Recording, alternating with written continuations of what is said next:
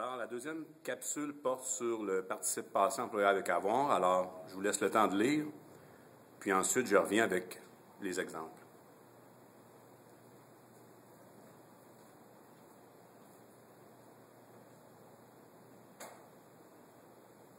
Alors donc, pour accorder le participe passé employé avec avoir, je dois chercher, trouver un complément direct.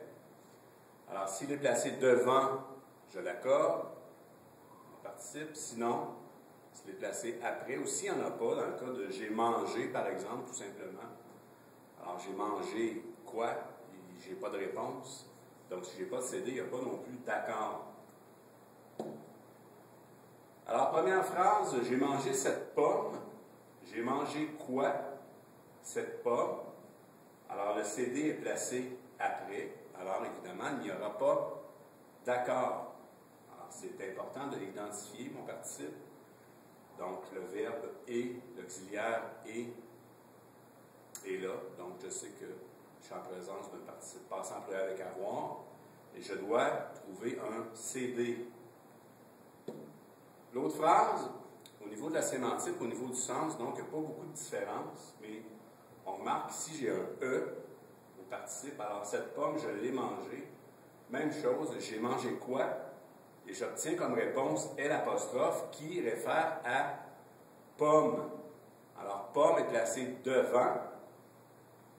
C'est au féminin singulier, donc j'accorde en conséquence.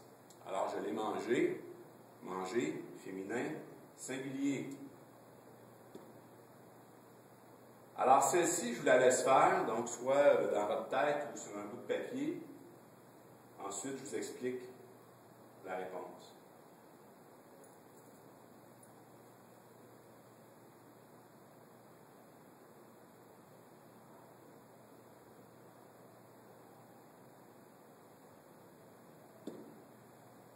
Alors ici, c'est le même procédé, donc c'est sûr qu'au préalable, dans mon texte, écrit en interligne double, j'ai passé la grille d'autocorrection, j'ai souligné les verbes, j'ai cherché le noyau du GNS, j'ai fait mes flèches, etc.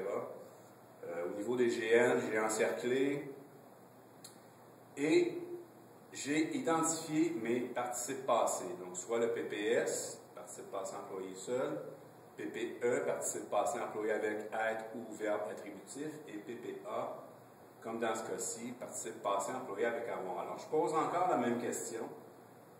Ont validé quoi? Alors, les chercheuses québécoises ont validé quoi? J'obtiens comme réponse que, et que réfère à hypothèse, qui est féminin singulier. Il est placé devant, donc j'accorde au féminin singulier.